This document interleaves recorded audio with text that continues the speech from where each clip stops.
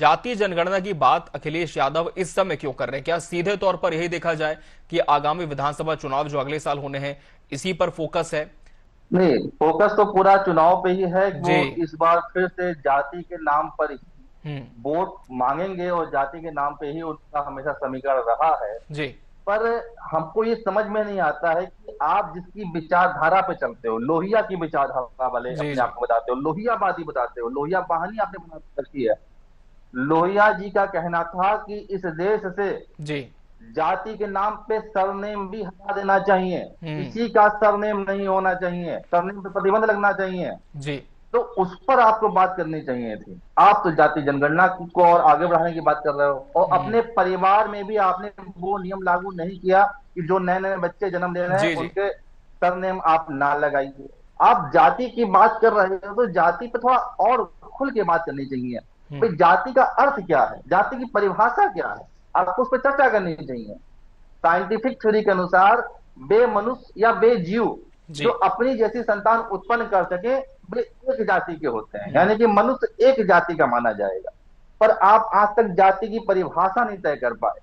दूसरी बड़ी बात यह है, आपका प्रश्न यह होना चाहिए था सरकार से, समाजवादी पार्टी का, कि कोई व्यक्ति यदि 3 पीढ़ी का डॉक्टर है, तीन जी। पीढ़ी से लगातार डॉक्टर बना आ रहा है, सरकार उसको दर्जी का सर्टिफिकेट दे दी, जाति सर्टिफिकेट, कि तुम दर्जी जात के हो।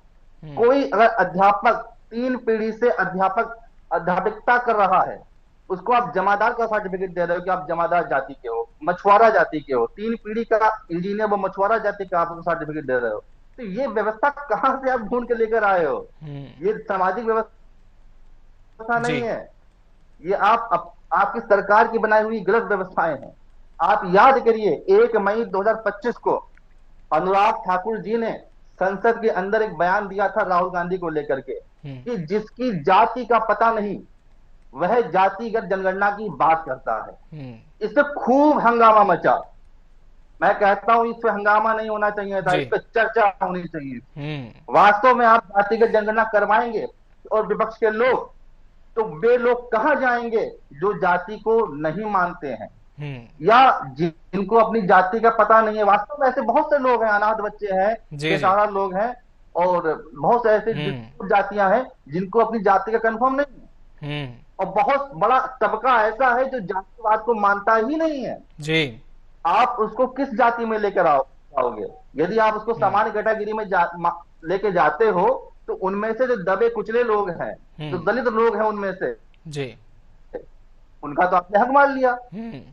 तो आपको क्लियर करना चाहिए, आपको देखना चाहिए कि जिन 10 देशों का जी। संविधान आपने कॉपी करके संविधान हमारे संविधान निर्माताओं ने बनाया था, हम्म। क्या उन 10 देशों में इस प्रकार की जातीय ठीक है, अब जवाब व्यवस्था ले है? लेते हैं।